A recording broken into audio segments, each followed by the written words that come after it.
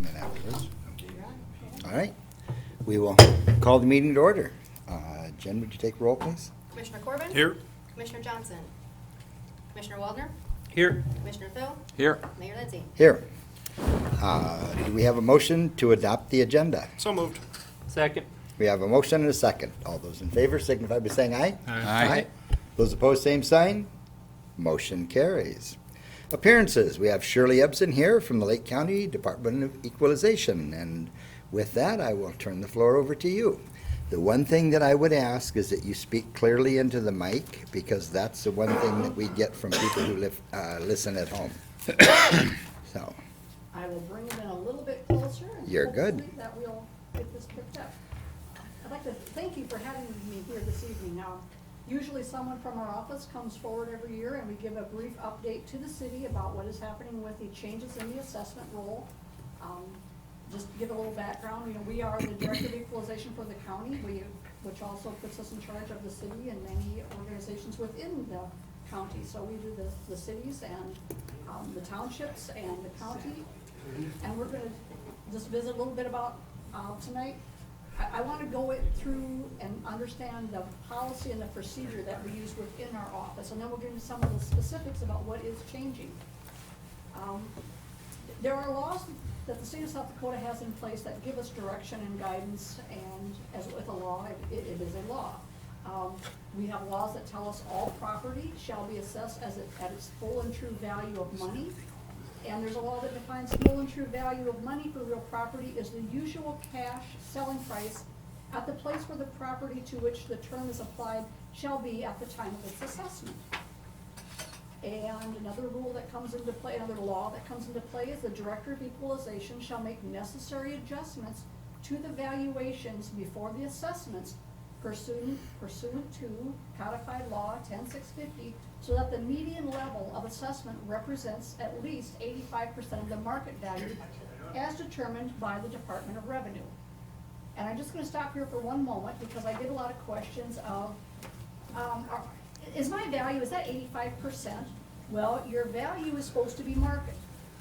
When you array all of the ratios between what do we have it assessed at and what did it sell for, the median is the middle, needs to be 85. So it's kind of like when you read the Bible and you hear 40 days and 40 nights and 40 years and 40 comes, 85 comes up a lot in our business, but the 85 is not the intention to value you at 85%.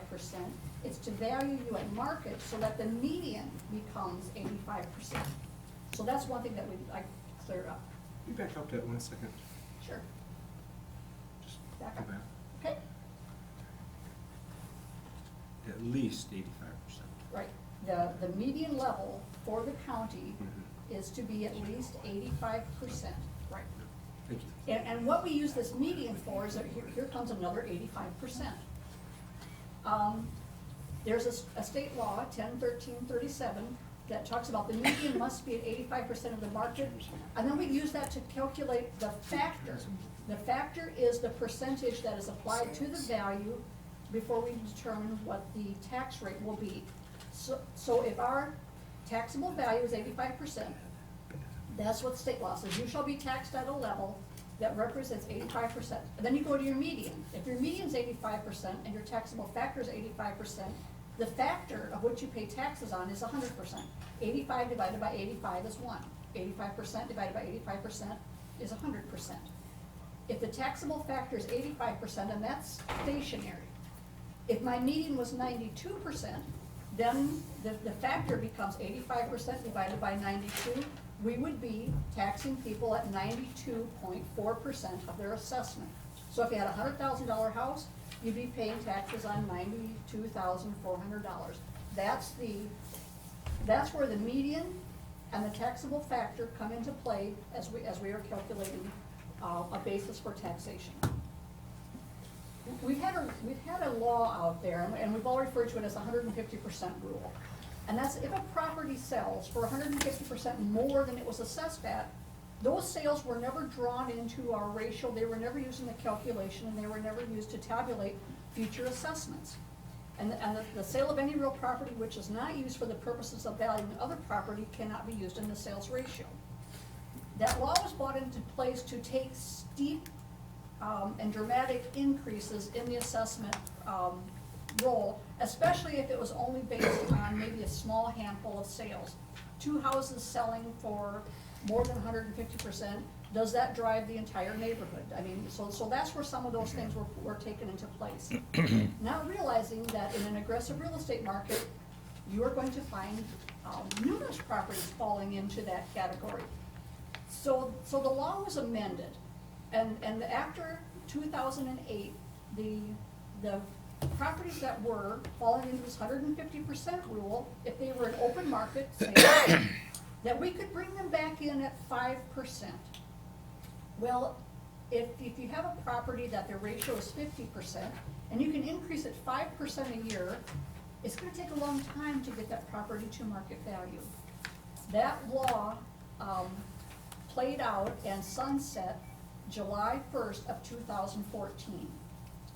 So when we looked at our adjustments that were going to be made for the 2015 assessment for last year's, we only had a half a year worth of sales that would have fallen into that category because the law was in place up till July 1st. Then after July 1st, the law had sunset. So when we did our 2014 sales year analysis for 15 adjustments, we had 6 months of those types of property that we could use. That law is off the books now. For the 2016 assessment year that is coming up, every sale that was arm's length comes into play. It is looked at for adjustment of the other sales of similar property, and it comes into play in the median. And I just to go back and go over a little bit of the statistics that we use here, this is just a small section of the actual sales that took place in Madison in 2015. Excuse me. And the ratio is determined by calculating the sale price against the assessed price. So if we look at these 5 sales, you know, the first one shows that the ratio is 64.9, and the second one was 64.9, and they go on up.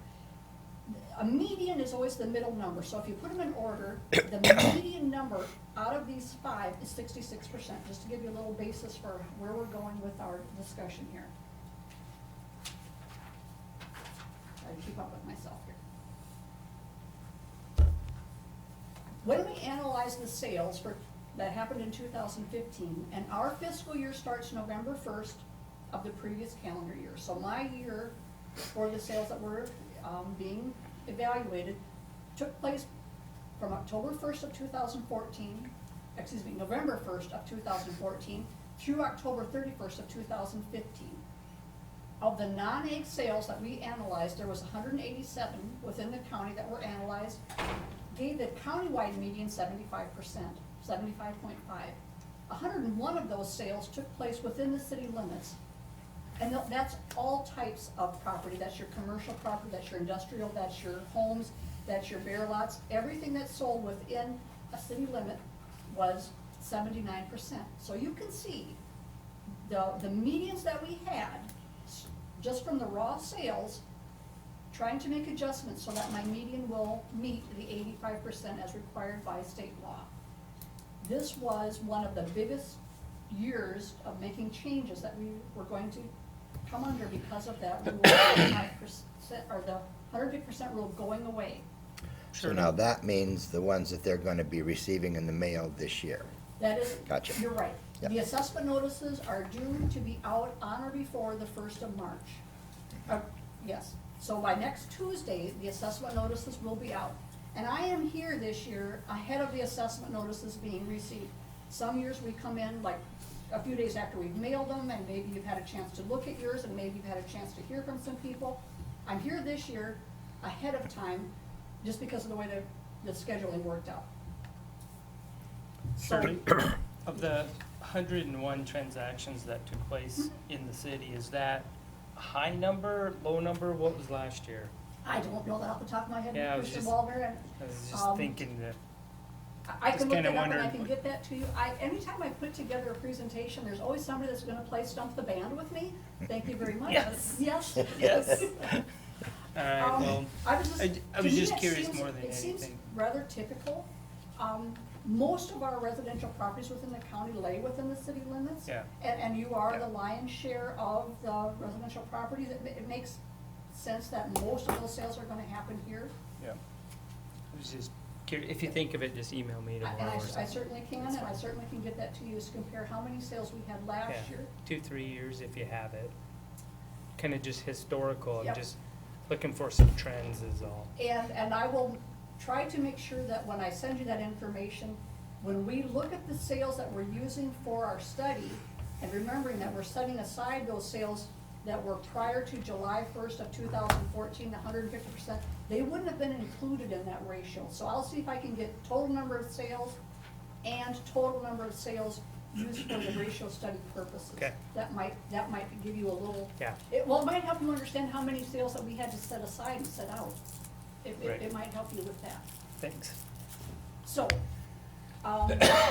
what we're doing, and it applies to the city of Madison, but we've applied this almost across the entire county, is when we looked at the trend and where the sales were at and where the assessments were at, we were behind. In order for us to catch up, we look at a couple of different opportunities, and one of the methods that we implemented to try to pull this disparity together is we needed to update our cost tables. Now, our cost tables are the software and the manuals that the state of South Dakota requires that we use for valuation. We have one of two choices by a state rule, so that everybody's playing off of the same software. Up through the 2015 assessments, we were using what they call first quarter, which is a March date, of 2012 for our cost table.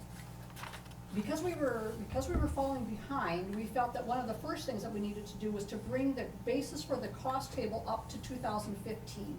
Then I can help determine if I'm behind on pricing properties, am I out of whack on my depreciation of properties, or am I behind on the land component? Because when a property sells with a house on it, you're selling two things. You're selling land and you're selling structure. And we have to keep those valuations, we value both of them. We value land and we value structures, and if you're out of compliance, trying to figure out which portion of that you are trying to address, we are implementing a new cost table. And then we check our depreciation, and I just brought an example here. And this is an actual sale that took place. We had a sale of a property for $125,000. The assessment we had on that property at the time of the sale was $97,600. That $97,600 is a $10,900 land value and an $86,700 structure value. When you compare the total assessment against the sale price, 97.6 against 125, that ratio is 78%. In order to evaluate where you are at with your structure costs, and this is part of where we decided to step into the updated cost table, if you take your total sale price and subtract out your land, now you're making an assumption there that your land is either right or your land is consistent.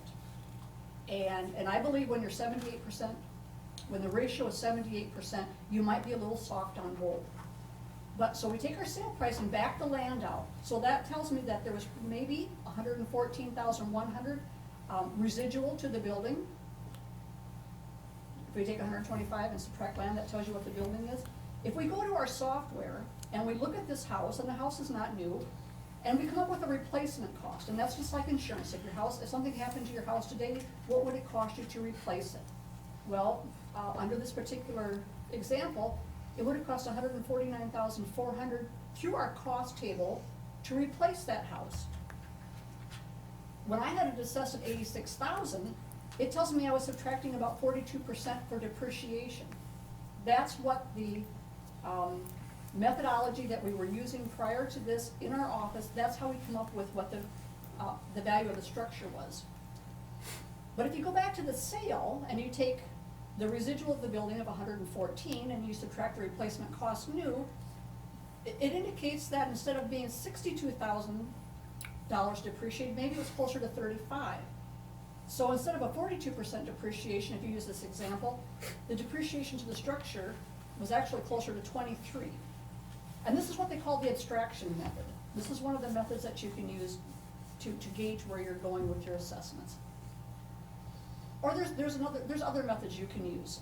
You can use an allocation, and that's where, if you believe your percentage of how much is house and how much is land is right, but you're just gonna apply it to the sale price.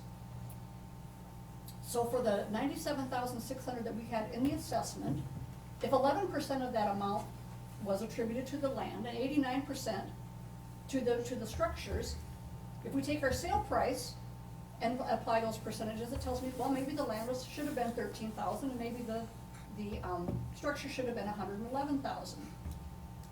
You know, so that's another method you could use. And actually, if you look at the 111,000 that this method uses, and we go back to the 114,000 that method uses, you're getting similar answers. You're getting numbers that are getting close, so they're both a good check. If we would have used the allocation method and applied it, land would go up 26% and buildings would go up 28%. Or there's ratio methods that you can use. If you determine what your ratio of land to building is, then you can say, well, land is 1% and the building is 3% or 4%. And what that really, you need to have a lot of consistency. You need to have a lot of that cookie cutter neighborhood where all houses are very similar or all properties are very similar. When you walk up and down the streets of Madison and you go 3 or 4 blocks, you're gonna run into a lot of variation on house sizes and house ages and how, so this ratio doesn't work well uniformly. It might work really great in a small neighborhood that's very similar, but it doesn't work very well when you have a lot of variation. So the land to building ratio is not something that we would look at it in our office. I was here last year and I showed you this model, and it kind of showed you, I hope you can all see it, of the properties that sold in the 2014 assessment, 17% of those came in at under 70%, 31 came between 70 and 80, and then 23% were between 80 and 90. And then we had, 90 to 100, and we had 17% of our sales that were over 100. And we asked, why would properties sell for less than we have on them? Well, we have some properties that are in foreclosure, and we have some properties that have had, maybe it's had a fire in it, or maybe it's had water damage that we are not aware of. And maybe some people are really good at negotiating a sale price. You go to the store, you buy a carton of milk, you don't get to negotiate that price at the counter. You go to buy a car, you go to buy a house, there's always negotiation. So sale price is one thing, and asking price is one thing, sale price is another. So there are opportunities where people will get a good deal on a house, and there's situations where the house being sold maybe isn't truly reflected in its assessment if there's been something. So I just want you to kind of look, 17%, 30%. We come to this year, and we come to the full year of the 150% sales included, 27% of the sales from November 1st of 14 to October of 15, 27% of those sales were less than 70%.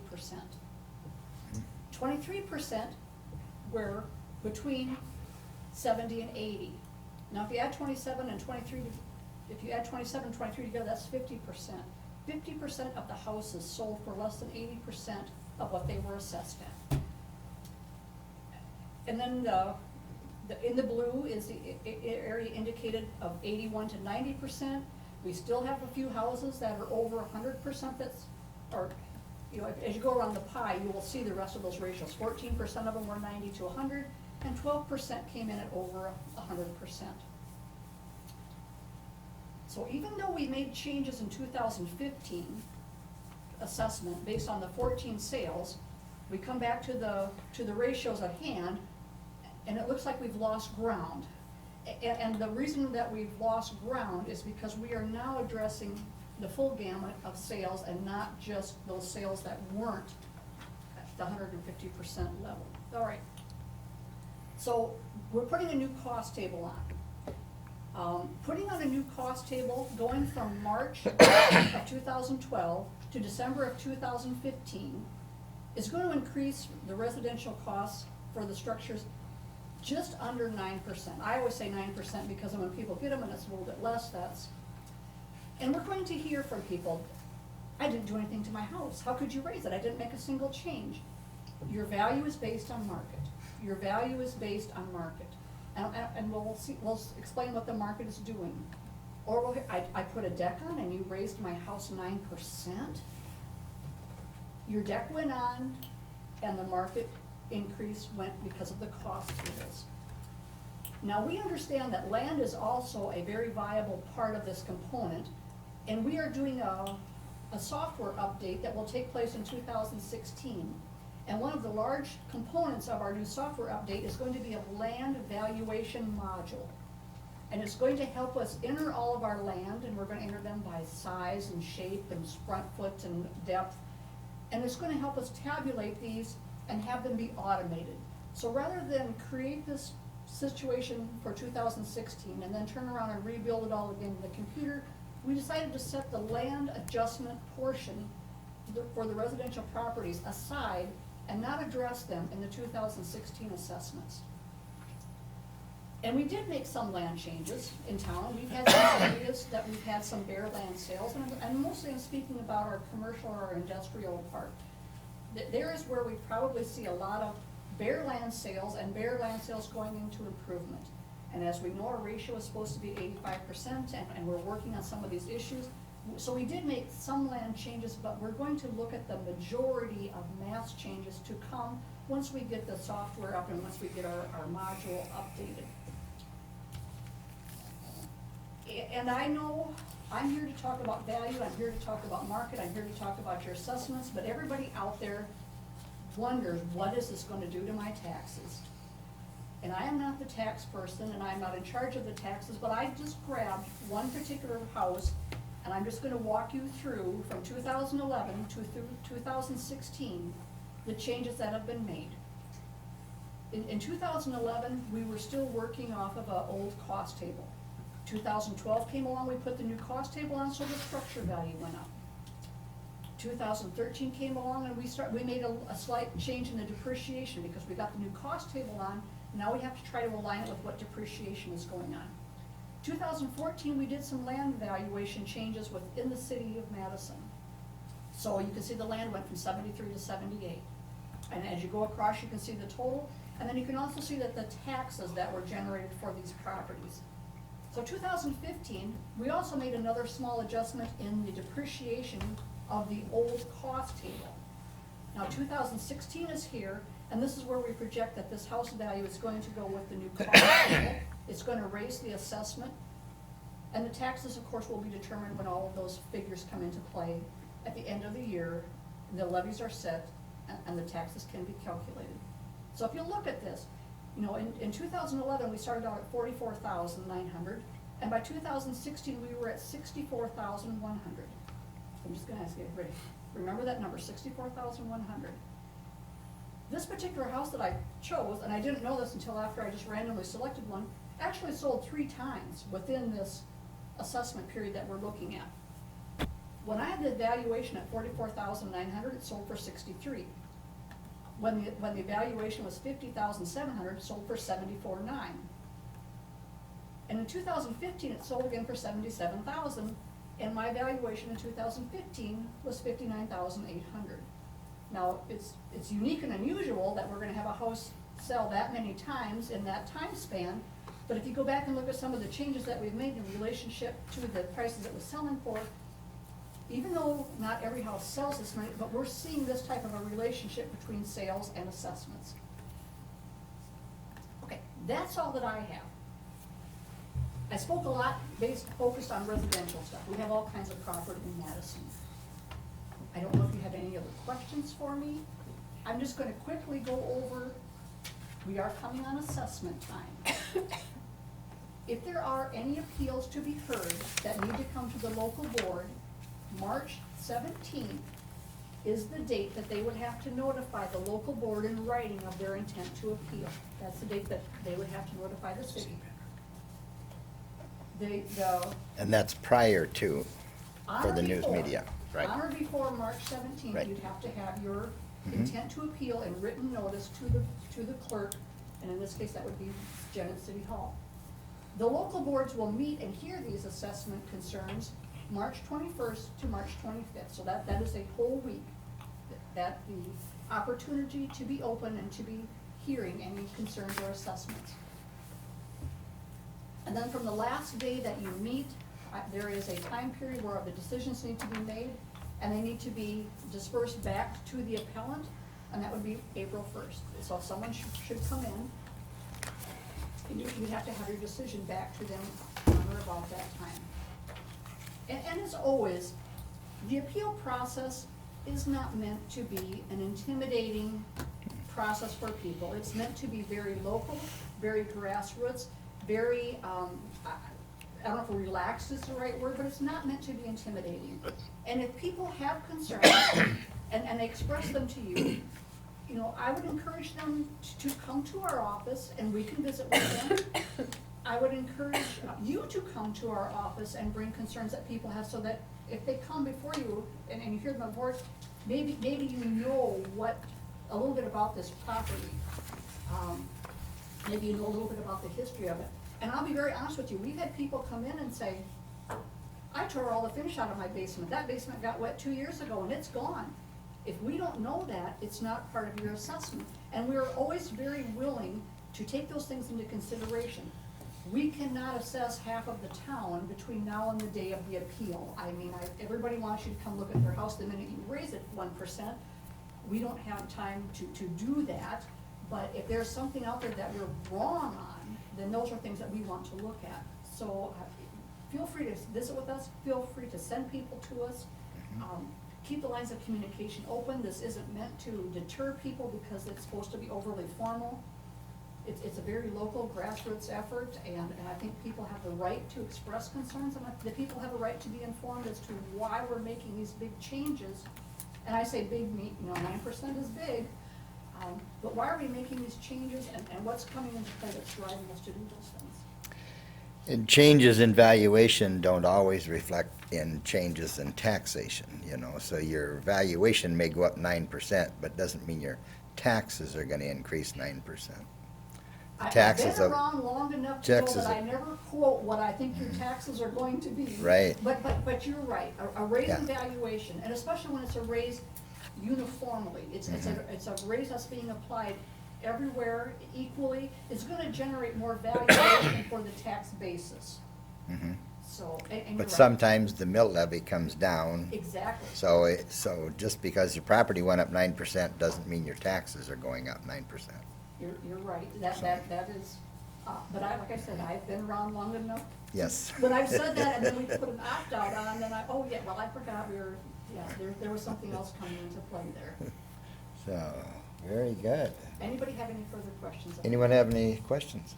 Any more stump the band, Mr. Baldwin? I think you covered it pretty well. I like that last slide. That really demonstrated how you keep up with Yes. it, and it seemed to flow pretty well.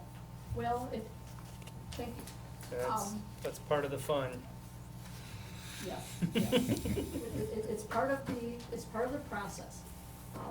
And like I'd like to say, I would invite people, once they get their assessment notice, if they don't understand why, please come to us. Okay. And I'm gonna ask if there's any questions of Shirley from the audience. Okay, very good. Thank you. you. Thank very you. much. Thank you. Thank you. I'm going to dismantle and get out of here, let your next person get up here. All right. Is there anything that anyone wants removed from the consent calendar? Make a motion, we approve the consent calendar. Second. We have a motion and a second. All those in favor signify by saying aye. Aye. Those opposed, same sign. Motion carries. Seeing no old business under new business, consider requests from Phase 3 Development LLC. And with that, I'm going to start with Chad, and then Brian, did you want to come up to Mike to answer any questions? Did you want me to say a few things first? Yes, sir. Would you please and give a little bit of background as to why we're here and the process that we are at this point? Yes, thank you, and I'll be brief, and if there's any questions, please feel free to ask. Mr. Kern, Mr. Brian Kern is here. The sketch plan was approved by the Planning Commission for some land that Phase 3 development is planning to improve. I passed around a sketch of that. That is indeed just a rough back-of-the-napkin type document that's created, and as the Planning Commission considers that, if it's approved, then it goes into more detail at the, more detailed development at the pace that the developer wishes. And so that, I believe Mr. Kern is proceeding with that. That's just for your information. What is on the agenda tonight is some requests related to that land development. And Mr. Kern had submitted a letter that when this land was originally platted in 2010, it did not go through the sketch plan process, which typically has a sketch plan and then a more detailed master plan or preliminary plat, and then it goes on to final plat, which are the ones that are created and sent to the courthouse for recording and selling and so on. One owner owned both of the parcels on this map that you see here at the time. Now there's two separate owners, Mr. Kern and Bethel Community Foundation. Basically, the first request of Mr. Kern is to eliminate the requirement that they proceed jointly in the development process. As this had started with a single developer, that's why that encumbrance, I'll call it an encumbrance, was put on to in the owner certificate of the plat. But after we've reviewed the preliminary sketch, or the sketch plan that prepared by Mr. Kern and his agents, we believe that we would not oppose trying to eliminate that requirement that was once put in place by the commission. We would not oppose that, recommend opposing, excuse me, and then allow the two parties to proceed on their own. So that's the first request. The second request, again, it's noted in the letter. As residential land develops, it calls for a donation or dedication of land of 5% for parks, for the residential. From the residential portion. For the residential Yes. portion. In lieu of that, the city commission can approve that the appraised value, 5% of the appraised value can be contributed in lieu of that. And so that's the second request. I accomplished some calculations. Actually, I coordinated with Ms. Ebsen, who was just here, to get not the assessed value, because I didn't think it was appropriate to go through a full-blown assessment of this property, or excuse me, an appraisal, not the appraised value. I just got the assessed value from Mrs. Ebsen, and then applied that times the number of acres of land being proposed, and that calculated out to be something less than $1,000. However, the ordinance does say that it should be no less than $1,000 contributed. And so those are the two requests, and I can try to answer any questions or stand by for questions after Mr. Kern wants to submit anything as well. Okay. And then my other question would be, before we got that part, do you want that as two separate motions? It needs to be. It needs to be, very good. So we'll just clarify that up front. So, Brian, do you have anything you want to add to that? I would open up to discussion, or if you have questions. Sure. And certainly answer them. But The one thing that I will point out, and that, just to clarify, Chad said that this is part of what is considered residential. This entire map is not residential. The portion that this applies to would be somewhere in the neighborhood of a line drawn across between where it says multifamily and toward the north. This portion is the residential portion that ordinance applies to. It does not apply to the whole property, so that's why it's the $1,000. Okay? The other part's commercial. The other part's commercial. Mhm. Anyone have questions? That drainage line from the hospital down through the trailer court to the creek, that's gonna stay? Yes. Okay. And Bob, just a little clarification here too. The paragraph that's written said in the beginning and that they had to work together, which meant one retention dam, but the land sits like this. And so the portion that Bethel purchased actually drains to the north and east around the north end of Bethel. The other part of it drains into the drainage ditch you're referring to and goes on to the creek. So in this separation of division, and that there will be two smaller retention instead of redesigning the land to make what was going one way go the other way. Okay? And so, having, been through this whole process and that, this makes it a lot nicer and flows with the lay of the land. It's also, in my estimation, better to have two smaller retention dams draining different directions than one big one going one direction.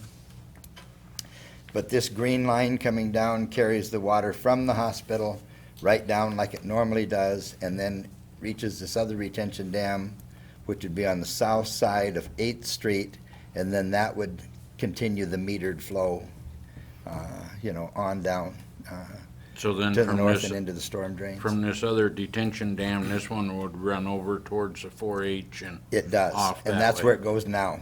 Okay. Mhm. And details about that will be forthcoming as the preliminary, it's called a preliminary plat. It's really a master plan. It shows what the lots and blocks and streets and drainage and much more, and the water distribution system, sewer collection, in much more detail. Those will be forthcoming to be approved by the planning commission and the city commission. Okay, thank you. And you check all that, right, Chad? Correct, yes, sir. So, I'll make a motion that the city commission formally vacates the encumbrance on, and Jen, if you'd put the official language for that plat. Okay. I guess it's not really listed here for us, but, so it's in there legally where David likes it. I was gonna say, we may ask David to, assist in the proper wording, because what we're basically vacating in this first one is this paragraph. Exactly. So, in lieu of me having to read that whole paragraph. I have some suggested language if I Very want to good. read it. Oh, absolutely. Motion to eliminate the requirement for owners of lots 1 and 2 of Gobranza Edition to secure approval of a preliminary plat or components thereof jointly. Sounds I'll good to second me. that. That's perfect, yep. Okay, we Thank have you, a Chad. motion and a second. All those in favor signify by saying aye. Aye. Those opposed, same sign. Motion carries. Portion number 2, which deals with the donation sum of $1,000 in lieu of. And Chad, do you have some language on that? Yes, I have language I can submit for your consideration. Motion to accept $1,000 cash donation for residentially zoned portion of Lot 2 of Gulbranson's addition for parks or playgrounds in lieu of dedication of 5% of residential land being developed for a park. So moved. Second. Okay, we have a motion and a second. All those in favor signify by saying aye. Aye. Aye. Those opposed, same sign. Motion carries. Very good, thank you.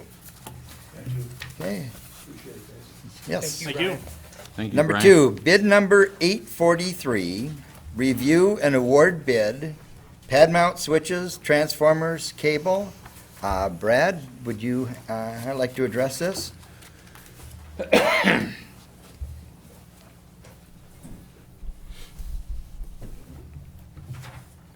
We opened bids here this past week for the pad mounts, which is transformers, both single phase and 3-phase, and then both primary cable and secondary cable for the upgrade project for this summer. And had the following, I think you have a letter from DGR recommending the purchase of the low bids. In this case, Resco had bids number 1, 2, and 3, and Wesco had bids 4 and 5 as the low bidder.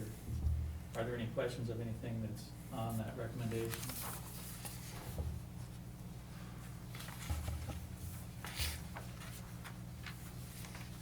Looks pretty straightforward. I mean, we do this every year from our upgrades, and your first year through it, you're okay with what it looks like here and stuff? Yes, we're about a month ahead of where we were last year, and then our delivery dates are a little tighter this year. And so I don't anticipate any delays in the start of construction this year because of material arrivals. So And we also took advantage of some low commodities pricing at the end of the year to purchase some additional materials that could allow us to start, even if our materials are still en route, so.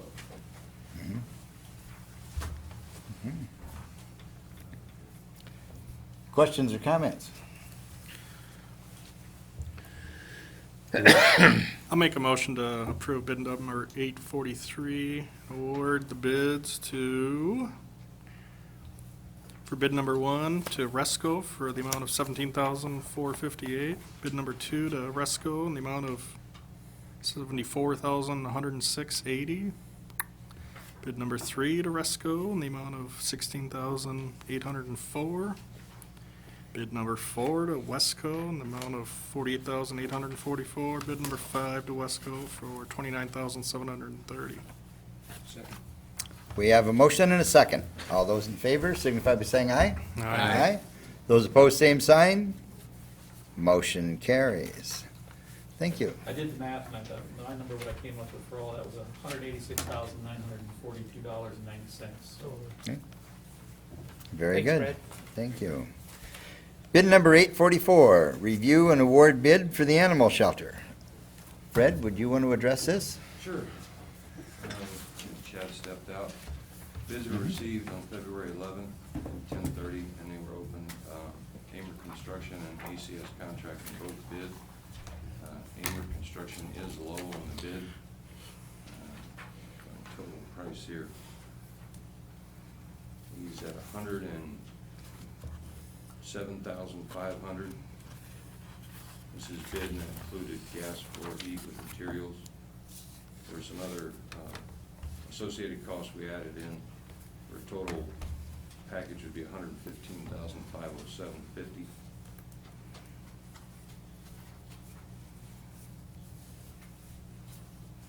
Okay, That's what he's bid on there. okay.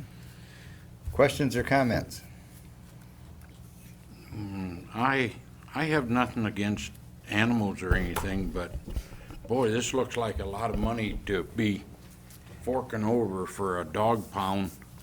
And then in the next one, we want to take and demolish, or deplete our storm sewer, or storm drainage thing that was set up years ago for if we had any creek walls that had to be replaced, and any storm sewers that would collapse, we're gonna take and drain that down to nothing to pay for a dog pound. I think we should need to leave that storm sewer drainage reserve right where it's at and come up with some other funding of this dog pound, because I don't like the idea of depleting your reserves, because then pretty soon when you do need them, then what are you gonna do? Put on another fee or raise taxes? And these people have had enough tax increase and stuff. It's just my own thinking. Anybody else can join in. Well, just correct me if I'm wrong in that, in the research, we went back on this, and in talking with Chad, and he's happened to have stepped out just now, this was set in there to take care of that one block from in front of Four Seasons, where it has a smaller drain, and there was some backup issues and things, and so this reserve was set in there with the thought of having to go in there and replace, dig up Main Street and put in new culvert, in place of that. Nothing has been utilized from that fund since 2008. The other part of it is when the engineers were coming through on the reconstruction of Highway 34, I visited with them on that intersection area there, because there's a problem with it also across the street at Great Western Bank. And it does pool there, and it didn't really have a place to go. And so they have kind of saw that and have addressed that, they said, in the new reconstruction of Highway 34. So at this point in time, it's a reserve that hasn't been tapped for, 7 years. And it also is not on, have any planning, and that for 2016. I got to make sure I get the right year. So my thoughts are is that in order to keep the project moving forward, we would use from that reserve now, and then we start the budgeting process here in about 3 months, and then we could have a harder time, a better time to look at that reserve and see what the, what the needs are for it, and then budget for replacement in 2017. So that's part of it, part of the thought process on that. I do know back in the late 70s, Commissioner Meddy and Street Superintendent Gordy Johnson set this reserve up, 93, I think is when it started, wasn't it, by ordinance? and then it started in the late 70s. It was set by ordinance, which was later repealed. Okay, So, that's what it was. I just hate to see it go by the wayside, and, once you deplete it, and it just seems like when the budget comes around, you got so much going on, you just don't get a chance to put the reserve back there. Just to add a few comments, just the background information or the backstory on this whole thing. The current animal shelter sits down behind the water plant. It is in very, very sad shape. I think a lot of you have had the opportunity to take a look at it. It's a metal building sitting on a slab concrete. Our animal control officers used foam to block the holes of the deteriorating metal. We've been down there repeatedly welding and replacing doors and putting up beams to hold that thing together. It's about shot. Justin and Russ and I looked into this very, very hard. Justin and Russ actually looked at the design of this. We've mirrored it on a smaller scale to other animal shelters. This is what they use. We even got some tips from them as to how to set the walls and get things squared away so that we've got a structure that's going to last 30, 40 years. I mean, this is a golden opportunity for us as a city to basically take control and build a nice animal shelter for the city of Madison and the folks here. We do receive a lot of animals that pass through that. I think Justin might have some numbers for us. I hope. Yeah, we average about 6 to 8 animals a day. Thank you. Yep. gonna be- Speaking with Russ, we average about 6 to 8 animals a day. We have had as many as 13 cats in our pound at one time, and if you can imagine 13 cats in that small building along with dogs, that's quite a chore. We take in approximately 225 dogs a year. Some of those dogs are hour holds, when somebody realizes their dog is gone and we may already have it in our custody. Oh, certainly. Some of them are 10, 12, 14-day holds. When we take in a vicious animal or an animal that has bitten somebody, we'll have a 10-day hold. If we get a stray that nobody claims, Russ does his darndest to find that dog a home versus putting it down. And so we have had some extended stays. And basically, we're just trying to get a decent facility put together. As Fred was pointing to, that hopefully we will get something that will last us 40, 50 years, is my goal. So, also speaking with Russ, he stated that recently he has had people that he has made contact with that come into the current pound to possibly adopt an animal, and they see the current condition of that building and they've turned around and walked straight back out and don't want anything to do with it, and have refused to adopt an animal that has been in that setting. So, And it's, I was gonna allude to, did you want to address to the one threat of complaint in that, and then we addressed it, that we are addressing the replacement of it too? correct. So if you've watched television much at all, you can see that, the care of animals and that is extremely important to people. And when they see the condition of our current pound, it is appalling. And so not only is it something that the city has budgeted for, and not a huge amount, but we have over $30-some thousand in public donations toward this. So that, says a lot from the public that they also have a concern in that for the welfare and the care of the animals when they're in the city's possession. By no means am I against a No, no, new no, facility. and I totally hear everything you I want the public to know say. that I'm not Yes. against it, but Right. sometimes it just comes down to, we need to cut corners.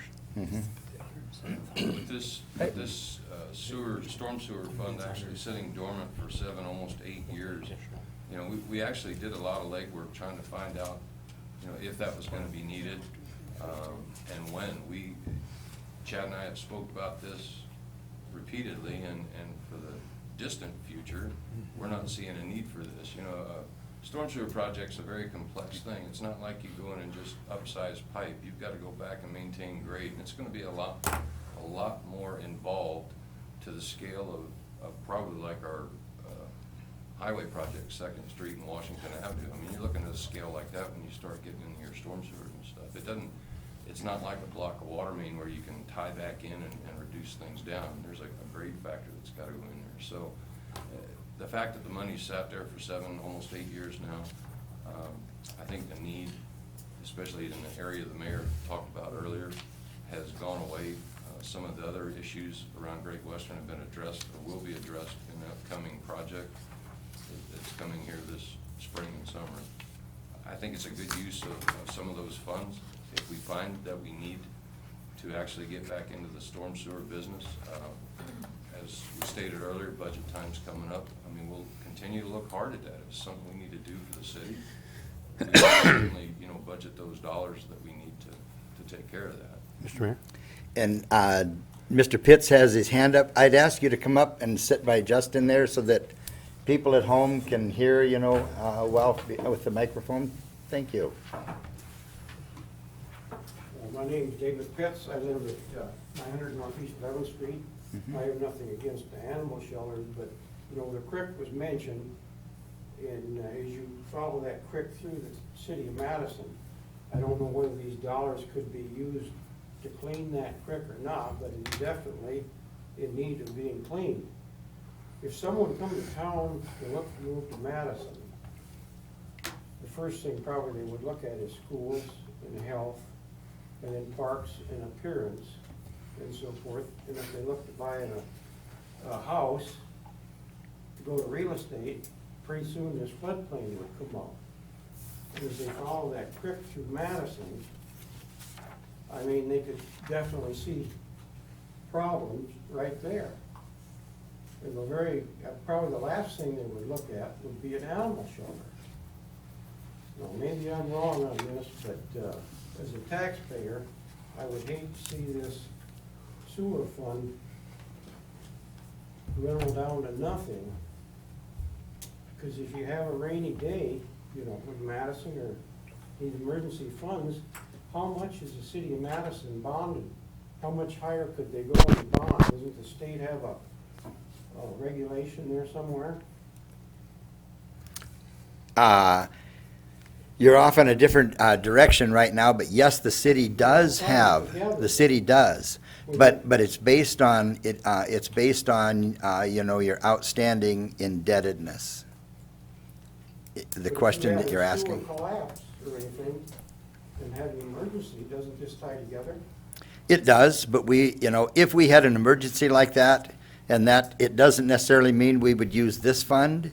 It means that we would probably tap into contingency fund, because a lot of that would normally goes through general fund. Correct me if I'm wrong. Okay? So this fund wouldn't necessarily be used, and wouldn't necessarily be used for the creek. The creek cleaning comes out of the Public Works budget, and they do that when it's available to get in, and weather permitting to get in. The other thing is there are limits as to how much they can remove from the creek, and that's based on the Corps of Engineers. So even though there's things that we'd like to do, and that the Corps of Engineers has the first and final say on water drainage, and that's an issue that we have to deal with every day. And we do actually budget Uh-huh. operational funds to actually clean that creek, and it's set up for about every couple of years we get in there. I think it was, what, 2.5 years ago, we had excavator and Right. cleaned the majority of them in town. So we do keep an eye on that. How far did you go? We up around. Well, they start at my place on the north end, and go all the way through down past the water treatment plant. Didn't, And that's a lot of the areas that we could actually get into. Mhm. Some places you just can't get into. wasn't there, after you cleaned the north end, I know Jim has no words here, and thank you for that, but wasn't there a problem then down in the middle of town because it couldn't get out the other end? There was Fred some would have to restrictions address down there. I know we got down in the Memorial Park and actually cleaned a lot of silt and rerouted the flow of the water on that one. And we even went further down, we were past Subway and all the way down here on the other side of Center Street, southeast corner of town. I know back in the Even early down to the water 60s. plant, so. We were down there with 2 DA cats, was with the guards, and I think those got 12-foot dozers, and we had that cleaned out very well, but it doesn't look like that anymore. But is there any other fund you could take this from? Nothing that I saw anywhere, I really didn't. You don't have any maintenance fund for equipment or anything like that? Your equipment's in good shape or It's sitting there. stay? The main reason this one was looked at is because it was established by ordinance, repealed by ordinance, but it's still set there, and has been dormant and has not been designated, and nor has it been used. And so it's kind of like, one of the things that was addressed by someone, a long time ago is that they don't like to see just funds sitting. And so what we've been trying to do is as we go along, if we find a fund that was started but no longer has a use, and that, it's one of those things where, we try to use it to the benefit of the taxpayer. So, But as far as benefiting and putting it back into that fund, investment in an animal shelter probably wouldn't get you a lot of. well, if we had to tap this fund, it would just be the start of the cost of the project and not the cost of the project. May not cover your engineering. It wouldn't, it would just barely start to cover your engineering. And so this here wouldn't be a fund that would finish a project. It would be something that would get it started, and then you'd have to figure out, the funding method to actually do the project. But it was put in by ordinance, it was repealed by ordinance, but it's been left sitting there on the books. And so this is something that we do have to address. And the other thing is, if someone says, well, why not downsize it? Well, then we have the costs of re-engineering, rebidding, so you don't save the total bid. If you do downsize, you don't save the total cost. You end up with a smaller facility that usually what happens later on is it's not meeting it, and then you got to add to it. It is beyond, redoing it, this is quite a figure for just an animal shelter. Understood. Maintenance. But it's also considerably smaller than the ones we modeled it after. It's more to just fit the needs of what we take care of in Madison. And the current location for the current animal shelter is on a floodplain, so anything that we do there, we're running into floodplain issues. So you can't build on that area. That's why we had to relocate where we're gonna put it. And we're putting it on city land, so we're not having to purchase that. There's no additional cost there. So, Seems like quite an investment for, it absolutely does. It absolutely does. I don't disagree with you at all. The one thing in that, that I feel good about it is that well over $30-some thousand have been donated to make this project happen. So the cost to the taxpayer is substantially less than if they would have had to have funded the whole thing through taxes. probably 30% or so. Probably, yes. And we're still taking those. And we're still taking donations We're and still expecting a asking for few more. donations. We've we've got some verbal commitments from a few other people, so that figure will go up, and we'll continue to our fundraising effort as we go. Mhm. Okay? But I really appreciate you coming and sharing your views. Thank you. Thank you. Yes, question. The bid was $107,500. Yes, sir. And then you mentioned there was. We had some contingency money we put in there to cover additional or unforeseen costs, plus we added we put a floor heat in. Okay. So And we that's part of the actually- extra cost. We added that was the initial extra cost, so. And floor heat, we thought would be a really good idea as far as, taking care of the animals. So we're looking at a total bid of 115? $115,570.50. 570 or 507? 507, right. 507.50. Thank you. Yeah, what's the Mhm. motion? 844. I'd move to accept the bid on bid number 844 for, what the aim is for $115,507.50. That'd be from Amer Construction. Amer Construction, yeah. Second. Okay, we have a motion and a second. All those in favor signify by saying aye. Aye. Aye. Those opposed, same sign. Motion carries. Authorize the use of the storm sewer reserve to finish take care of the final costs of the animal shelter so that it can proceed in 2016. The balance of that reserve, gentlemen, is 57,718.43. And we need how much out of it? 44,000, 44? If we say up to 44? up to 44. It was actually 43,800 and some change, if I'm not mistaken. 884, so 44 would be the number that we'd be looking for. Now, if contributions were to continue to increase, would that affect that? Well, it could, but we also have, you gotta look a little further down the road as far as incidentals, This doesn't factor in mops, brooms, cleaning supplies, that Sure. incidental type, small stuff, but it does add up. So some of those contributions could go toward that. Do we have those incidental costs now? Do we have it now? Yeah. It's not, I got a hose and some brooms and stuff, but like I said, we'd still have some of that down the road.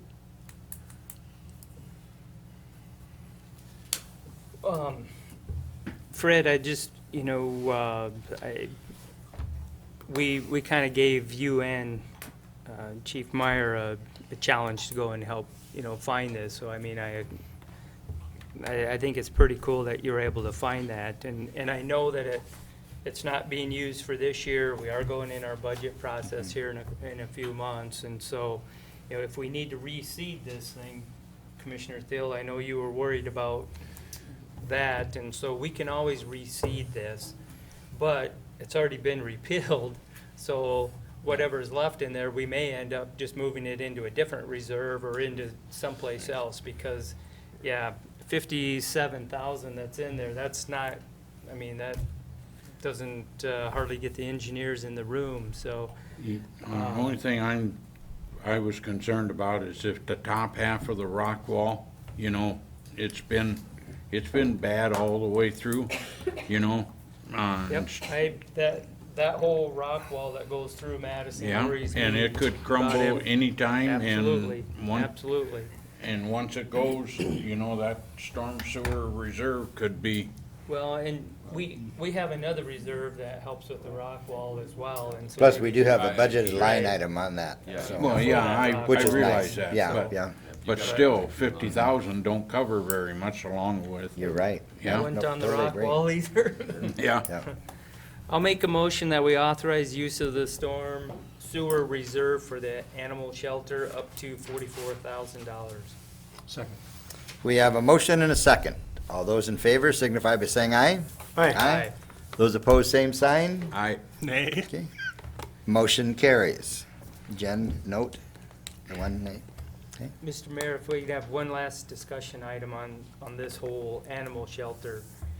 If you look at the amount, and I know that it's a large amount up front, but I want to build and make sure that we build a building that's going to last for 30, 40 years.